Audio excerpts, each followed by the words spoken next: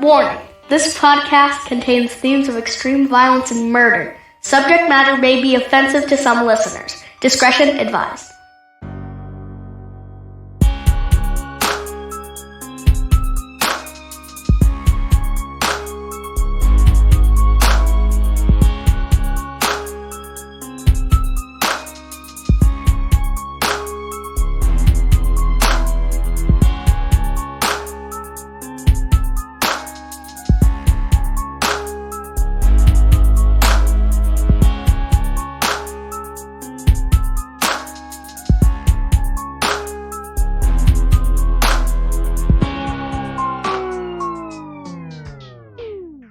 Welcome to another episode of Evil Transgression, your homicide headquarters here in podcasting. I'm Josh, and with me as always, Dustin and Rex. Hey, what's up? What's going on? So you just mentioned that you were hungry before we started this. Very. But he's always hungry. What is a go-to soup that you like to eat? Chili. I said soup. This guy says chili. I don't know I if didn't even know what to say to that. Yeah. Do you qualify that as soup? Chili is soup. Chili's like chili. No, chili is soup. You can't compare. You can't put them in the same category. Yeah. Okay, how about... We might be dead wrong, but I've never called chili soup. Oh, I've always called it soup. No one's ever looked at me and said, would you like a cup of soup or a bowl of soup? And me say, I would love one. And they brought me a bowl of chili. I'd be like, what the hell? Okay, potato soup. That's a good one. You think it's only soup because it has the name soup in it. Okay, I like chili soup. That's what I like. No, it doesn't have to have soup in it. What about some clam chowder? Yeah. With a little hot sauce? Yeah. No. But do we qualify clam chowder as soup? It doesn't have soup in it. Yeah. Just like vegetable soup, being with bacon soup. I love vegetable soup. Oh, yeah. Because it doesn't have soup. But yes, chili is a soup. Actually, my favorite is chicken and noodles.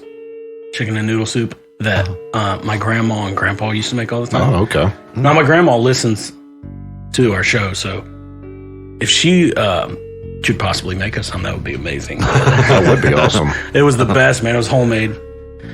The reason I ask about soup is I think you should have some of Janie Lou Gibbs soup if you're that hungry. I think I'll pass. Well, that's who we're discussing today. Okay. Janie Lou Gibbs.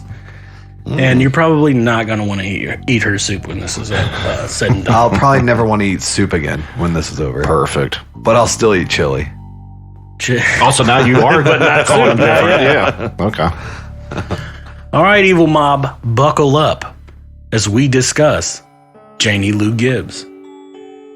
Janie Lou Gibbs was born Janie Lou Hickox in Cordell, Georgia on December 25th, 1932. A Christmas baby. Oh, yeah. And she is not Jesus. Janie married her husband, Charles Gibbs, at the ripe age of 15. A soft-spoken young woman, Janie Gibbs was a devout Christian and very dedicated to her church. Janie and Charles had 3 sons, Marvin, Lester, and Roger. Janie Gibbs ran a daycare from her home and in her free time would volunteer to help around the church. So we're talking about a wholesome lady, a good woman, or at least so it seems. Yeah. She seems like it. Now, Janie Gibbs loved to throw down in the kitchen. I mean, cooking was one of her passions. Like the soup? Like the soup. And after one of her delicious meals in January of 1966, Charles Gibbs became very ill. He was taken to the hospital where he died a few hours later. The doctors determined that Charles had been suffering unknowingly of a liver disease that would ultimately take his life. A devastated Janie Lou Gibbs was left with just her 3 boys. She was a widow now at the age of 33. That's young. Yeah. When she got married at 15. She's been married forever. Which was kind of the norm back then. She's been married forever. I think was it 18 years? I mean, it is. That's a long time. But she's 33. Yeah. So yeah, I mean, 18 years is a long time if you get married at 15. Right at 33 and saying you've been married 18 years. Yeah, that's a long time. That's insane. It doesn't happen nowadays. No, people don't get married nowadays. Not at 15, especially. They don't get married at all. They just live together. Yeah. What do they that's call true. it? A civil union. Yeah, what is that, like after 7 years or something? So she's a widow at 33. We're clear on that. Right. The church members stepped up and showed such support that when the life insurance policy of Charles Gibbs was cashed out, Janie did what any strong Christian woman would do. She donated a portion of the money to the church to show her appreciation for their love and support. That's blood money. Man, you can't say that. Her husband just got sick and died of a okay. liver failure. That's why this story is on this show. You're right. Life continued for the Gibbs family until August of the same year, 1966, when the youngest son of Janie and Charles came down ill and died. Doctors thought it was extremely odd, but they declared that Marvin, who was just 13 years old, had died from the same liver condition as his father. Oh, interesting. Did they think it was kind of like, hereditary? Well, on his death certificate, the cause of death was, however, listed as hepatitis, but he's 13. Right. Once again, Janie was devastated, but the church community again came to her aid. Poor lady with such bad luck, right? Mm-hmm. She's now lost a husband and a child. It's just devastating. Janie again donates a large portion of the child's life insurance to the church. And again, life would go on. A couple of months passed until 16-year-old Lester Gibbs started to have health issues. Surprise, surprise. She don't think this is going to look suspect? Apparently not. You never know. I mean, he began having dizzy spells and suffering from headaches. So, although Lester had always been a healthy man, the problems were dismissed as nothing more than perhaps stress or possibly puberty. Puberty? Wow. Might make you a little sick to the stomach, give you a little dizzy spells and headaches. I hope that's not what it's like when I go through it. Classic. When he died a few months later, in January of 1967, doctors believe he had apparently been suffering from a very rare muscular disorder. Janie was left with just one surviving son, Robert. I wonder how she picked her kids. Like, you're first. Eeny, meeny, miny, mo. Yeah. Well, I'm not even going to comment on that. I love all of my children equally. Me too. You should. Mm-hmm. This lady apparently didn't. No. She hated them all. She just had a different order to kill them in the family. Once again, Janie Lou Gibbs donated a chunk of the life insurance to the church. People now began to talk, though. Was Janie Lou Gibbs really just that unlucky? Was she cursed? How could such a loving, caring Christian woman be put through such a horrible time? Right? Mm-hmm. Yeah. In just 2 years, Janie Lou Gibbs had lost so much. But Janie still had her son Robert, who was now married. The couple lived in Janie's home with her. Which is weird, but... Yeah. I mean... for the time, yes. But, they were... Back then, they was always, they were men. Took care of their own stuff. Yeah. Nowadays, you got moms, dads, kids all living with grandma and grandpa. Oh, yeah. Well, she's also a widow, he probably stayed there to take up. I mean, she's 34 years old. Yeah. Pretty young. So, she can probably fend for herself. But again, different times, different people, different situations. Right. So, but she still got her son Robert. That's something to be That's good. a little bit happy for. But in the summer of 1967, a ray of sunshine beamed on the Gibbs family when son Robert and his wife welcomed a baby boy into the world. Raymond Gibbs was a beautiful, healthy baby boy. Janie Gibbs was a grandmother at the young age of 35. Dang. They definitely start young in the Gibbs family. I'd say so. Yeah, with her being 35 as a grandmother. Mm-hmm. I mean, it happens nowadays. That's rare, though. Very. But, so she's got something to look forward to, at least.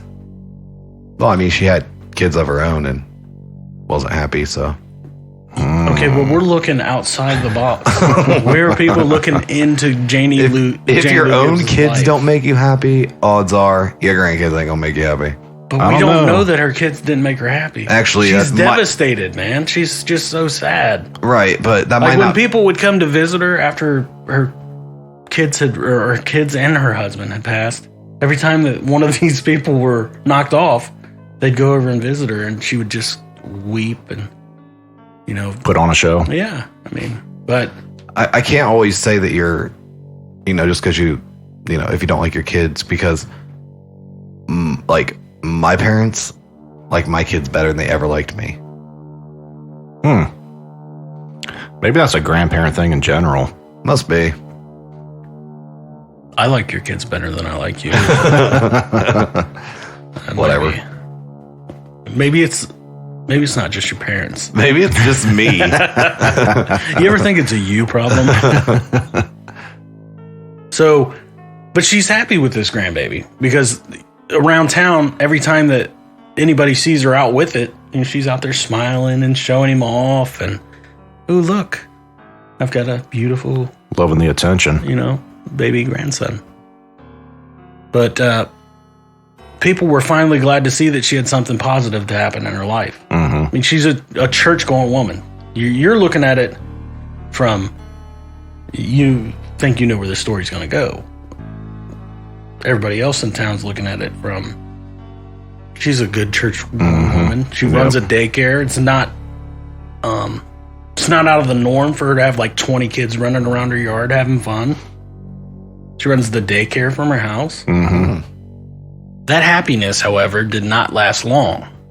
By the end of that summer, baby Raymond became sick. Everyone prayed that the child would get better, but it would not be so. The poor baby died, and everyone in the town, including the doctors, were shocked. Raymond had been a healthy baby boy, and doctors were baffled at his death. His autopsy didn't show anything abnormal. His death was a mystery. Just 2 weeks later, Robert, the sole surviving son of Janie and Charles Gibbs, began to show illness.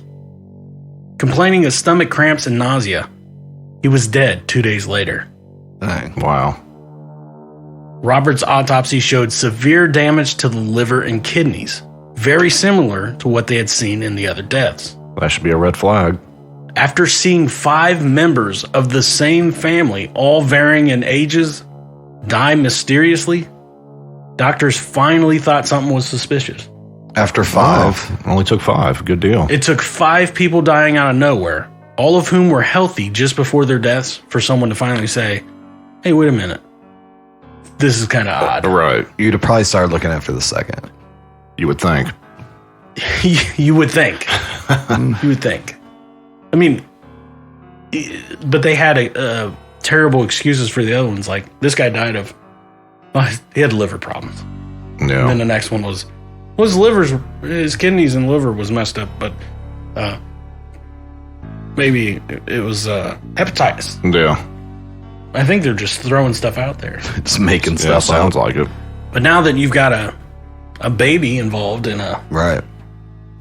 the 5th member of the same family, they're like, hey, I think we ought to look into this. So further testing was done on tissue samples by the Georgia State Crime Lab. When the results came back, it showed Roger had a fatal amount of arsenic in his system. Most likely cause was the ingestion of rat poison. On Christmas Eve, a 35-year-old Janie Lou Gibbs was arrested for the murder of her 19-year-old son, Roger. Now, with actual evidence of the crime, the police ordered that the bodies of the other victims be exhumed. This is where it's going to get kind of cool. Man, I don't want to say cool like, yeah. But to me, this fascinates me because they're going to exhume these bodies. So medical examiners performed the autopsies immediately upon exhumation of the bodies.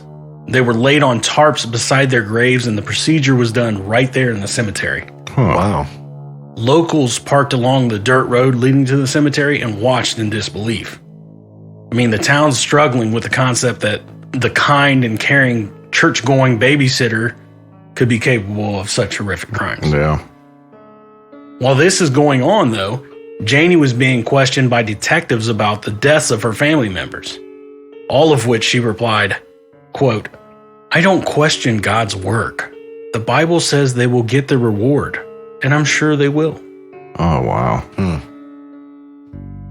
Autopsies found that arsenic was present in the bodies of all 5 members of the Gibbs family. Janie Gibbs had methodically poisoned each one of them with rat poison and fed it to them in their food and drinks.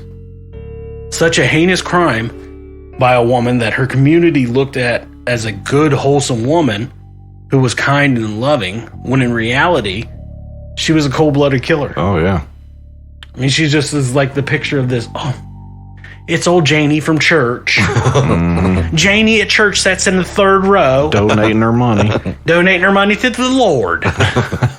You gotta love Janie. She's out here murdering everybody. Yeah. Not everybody, just her family. Just the family, yeah. Like, she didn't think she was going to get caught. That poor Janie. She's just lost every one of them.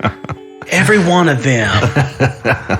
God love her. But look, you see what I heard she donated enough to get the building fund up. You remember the building fund? Yeah. Yes. She donated. The building fund has finally moved the meter. You know, they had like a thermometer. Yeah. Why? Janie moved the meter. Lawyers begged for Janie Gibbs to plead insanity at her trial. It was discovered that when her husband Charles was rushed to the hospital sick, Janie had brought him a cup of soup to help him feel better. That cup of soup was the fatal dose. That's why I said you should have the cup. I don't want to eat her soup. Attorneys began to distance themselves from Janie Gibbs as details of her crimes came out. Nobody wanted to be any part of that case. Like, nobody wants to be that defense attorney. Yeah.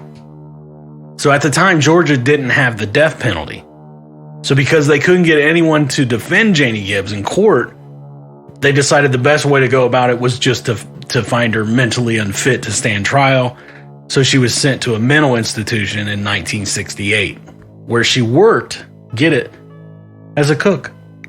What? Interesting. Yeah. Why would they let her be the cook? It's a mental institution. Who's running it? Who's running the mental institution? Maybe the patient. I don't know. It sounds like it. Patients are running the institution. Is that a saying from something? It might be. Okay. It makes sense, though, right? It does. All right. In 1974, a chaplain from the Mental Institute came forward and stated that Janie indeed was fit to stand trial and that she did know right from wrong. So when that comes out, they're like, it's time to take her to trial, right? Good. She was tried and found guilty of all 5 murders, earning her 5 life sentences. Janie Gibbs remained in prison until 1999, when she was diagnosed with Parkinson's disease. She was released into the custody of her sister, who was the only person to visit her while she was in prison. Janie Lou Gibbs died on February 7th, 2010 in Douglasville, Georgia, in a nursing home. Hey, you want to know something crazy? What? I was just down there in that town. Douglasville? Yeah. Did you see Janie? No, I saw her. she's dead. Saw her grave. Hold on. So she got out. She got out. They 5 released life her. sentences and she got out. They released her because she had Parkinson's and she was not doing well. So they put her in the custody of her sister, who in turn put her in a nursing home. And she lived for 11 years after they released her. Yeah. Wow. In the final years of her life, Janie's sister asked her several times why she did what she did. The only response she ever got was, I just don't know. Janie Lou Gibbs was 77 years old at the time of her death. She had spent more than half of her life in custody. No, that's what she gets. Shouldn't be out killing your family. Right. Just my thought. But Janie was a good church-going woman. We're not doing that again. No, we're not. But it's just amazing, man. Like, sometimes I think to myself, I say, self, look around. You never know when you're going to be in the same room as a murderer that you don't know is a murderer. Right. Yeah. Or family member, the guy behind you in line at the gas station. He might have just took his entire family out. You never know. It's true. The only thing that's ever happened to me is I was in line at the bank once, and this dude in front of me rips ass, and so then tries to cough and burp to cover it up. That's what I deal with in lines. The worst part about that is somebody might have thought it was you. Like, God. There was people behind me, so It's like going into the bathroom after somebody else took a dump, and there's always somebody out waiting on you to get out. And you're like, it wasn't me. That's good. Well, we went from murder to Flatulence. getting crop dusted at the bank. That is the story of Janie Lou Gibbs, however. I liked it. But I will not be eating her soup, nor will I be eating anyone else's soup. Really? Except for Campbell's. Unless it's chili. Unless it's chili. Hey, what's that other soup that's pretty good? Italian? Is it Italian wedding soup? That's a good one. Is that what it's like called? Minestrone, yeah. Yeah. That's really good. You should try it. Yeah. With little hot sauce. I love me some good old-fashioned homemade vegetable soup, though. Oh, yeah, for sure. That's good stuff. Unless it has arsenic in it. And I don't want any of it. But Yeah, pass. But I do like potato soup, too, so that was a solid one that you came out with right off the bat. Potato soup. Oh, Charlie's is my favorite. It's a good one. It is. It's a solid choice. Yep. Solid choice. Tortilla soup is a pretty good one, too. Tortilla. Tortilla soup. Tortilla. Enough about soup. This is not the soup podcast. Right. But we actually have another idea for another podcast. We're going to become the soup podcast. Soup podcast. The Soupcast. All right, so last week we talked about people writing in and like asking us questions or whatever. Right. Well, we did get one question Oh, good deal. from Darren. Darren asked us this question. Hit me with it. If, in your opinion, what separates your show from the plethora of other true crime podcasts? Solid. That is a It good is. question. Solid question. I'm going to defer the first part of this. I have my ideas, but I'm going to defer the first part of this question to probably the podcast master who listens to podcasts every day, all day long. Dustin. Oh, you want me to answer that? You're the podcast yeah. guy. Well, I think what separates us is there's like we bring comedy with true crime and we don't overdo it. So, and we also do not say curse words like the 800 other podcasts. Right. True We might crime slip podcasts. out We one or kind two. of let up. We might a little bit. occasional one. But, and I've also never listened to a true crime podcast that has 3 dudes as cool as us. So you're taking everything I was going to say. Sorry. It's all right. Well, what I wanted to do when we decided to do a podcast and we started going over the things we wanted to do, you mentioned one of them was I didn't want us to have to cuss through an entire podcast. I mean, cussing can be funny, but to me, if you have to cuss to be funny, you're not funny. Right. All right. And so that was one thing. But to me, I wanted the shorter episodes. I like that. I like us doing like Yeah. a 30-minute, 20-minute, 30-minute Yep. in that time span episode. A lot of people are on their way to work when they're listening or on their way home or they have a half-hour lunch. Right. And I didn't want to have a podcast where we just fill it with a bunch of garbage. Right. I mean, you can listen to these guys that run hour-long episodes or hour-and-a-half episodes. And to me, there's a ton of garbage that you don't even need to hear. Yeah. You It get really so off takes you- track yeah, of the it's- story that you lose what you're even listening to. I mean, we've been accused before of you guys just are just saying the facts. Well, I mean, that's what we wanted. That was our goal, Yeah. was to come out and we're going to tell you what happened with the facts that we have. Right. I'm not going to be like, and then she went to the store and got 4 candy bars that she ate. But that doesn't have anything to do with the story. I just wanted us to have an episode where people can listen to it, get the story out of it, and still have fun with it. Right. So that's what in my opinion, that makes No, sense. that makes sense because I'll look at the podcasts I listen to. If I'm like, say I'm heading back to work, I want something that's short, like half hour or less, because Yeah. I want to listen to the whole thing before I get back. Yeah. I don't want to be, still have 30 Another minutes 30, left. yeah. But I mean, don't get me wrong. There's a lot of good podcasts out there that have longer episodes. I mean, I enjoy a lot of them. I'm not going to give them their names because they don't pay me to do it. True. But so it's not a knock on any of the. I mean, there's some great podcasts that we would like to be like. Oh yeah. Yeah. But we're a little different. Yep. We are. I think we're hilarious. We are. What about you, hilarious. Rex? What do you think of I don't think we covered this yet. Just the fact that we try to do stories that have not really been heard. I mean, it's going to happen. Somebody else is going to cover some of these stories, but we don't go after the big ones that everybody's heard, 100 freaking times. Right. That was another thing that we all decided that was a no, was the Bundys and the Gacy's. Right. Don't get me wrong, those guys are fascinating. They are, but they've been told a billion times. But I'm not going to tell you anything different that you haven't already heard on any of those.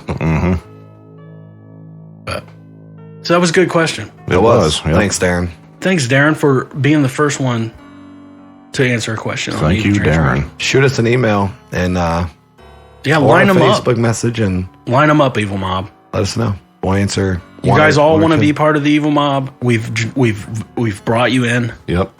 You are our family. Send us those questions. Evil Mob family. We'll get to them. Even if we get like 100 of them. We'll just keep lining them up. You can ask us anything. Yeah, I mean, if we get let's not get carried away. But yeah, I mean, even if we do get a bunch, I'm sure we could do 2 or 3 questions. Yeah, at an end of the episode. So, right. Absolutely, that was fun though. That was. It was a good question, and hopefully somebody got a little bit of our actual personalities out of it. Hopefully, Rex, what do you got for us? Well, like you were saying, if you do have any questions, go ahead and write an email at eviltransgression@gmail.com. If you haven't gone to our Facebook page, go ahead and give us a like. And Dustin, I'll let you take it away with Patreon. All right. You can join us on Patreon at patreon.com/eviltransgressionpodcast. I'm glad you got that right 2 weeks in a row. That's solid. I did. It's important. I mean, I did it wrong for 10 episodes. So Yeah. we're good now. We're back on track. But still, the best way to get to it, click that link in the description. Much of this easier. episode. Or you can do it the long way, like Dustin said. Click the link, though. Also in the links, you'll find our Threadless store. I think it says like our merch or something like that, or our store. Yep. Go to that. Get you some Evil Transgression stuff. Definitely. Some stuff. Some stuff, yo. We got shirts and sweatshirts and Cups and cups and mugs. banners. And underwear. I don't think we have underwear. Because I would have some of I that. would too. Yeah. I would totally rock some Evil Transgression undies. Oh, yeah. Perfect. Evil Transgression tidies. Yeah. But check it out. For sure. Good deal. deal. You good? I think I'm good. You good. I'm good. All right, Evil Mom. Until next week. See ya. See ya. Peace.